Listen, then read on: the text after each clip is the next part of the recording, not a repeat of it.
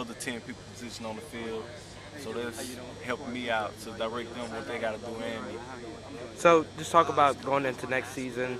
North Carolina, very impressive team offensively, not as well as they are defensively. So have you looked ahead to that first game, prime time in Atlanta already?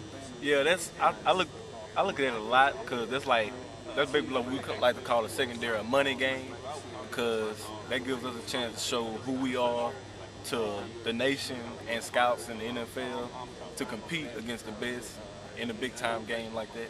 So over there, I was talking to Ron Brooks. He's been a friend of mine for years, and Jai Eugene. They tell me that swag is a very important thing. So for us media members and other people that don't have as much swag as you guys, just talk about what that is to people that don't really know what the term means. Well, basically what we say about swag is like coming out looking good, and when you look good, you feel good, you're more confident, and you got that swagger, and you basically like you can do anything that you want to do, and basically compete against anybody in the country.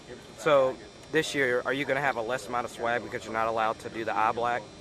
Yeah, probably so, because we can't write stuff Yeah. on there. It got to be What do you think there's about a that solid rule? color. I don't know. I guess they're trying to stop all the individuality in the game and stuff like that, and make it more like a team look and stuff like that. So I'm good with it. So last year, there was a play, the Julio Jones play, where they moved you out to cornerback. A very difficult guy to tackle. Yeah. Who are some receivers in the SEC that we should look out for next season, and how are you going to attack the Julio Jones and players like that? Well, Julio, he is a good receiver, and I think that another good receiver from Alabama is Mays. Yeah. Number 4, he's a speedster. He's somebody that you look out for next year. And AJ Green, you already know him. And Florida had receiver number 6. He's Yeah, okay. pretty good. He's Okay. fast. So for you next season, are you a coverage guy, or do you like to be in the box, or do you like to do a little bit of everything? I like to do everything. I like to cover, hit.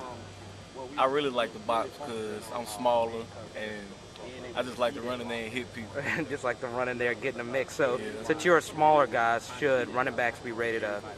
I mean, should they come in with the mindset they're going to run you over, or are you going to be ready to pop 'em? Yeah, they gonna have the mindset that they're gonna run me over. But once I hit them, I think that'll change a lot.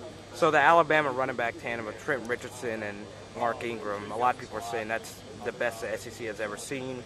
That's a big statement to say there's been so many great running backs in the SEC. So let's talk about what it's like to tackle a tandem like that.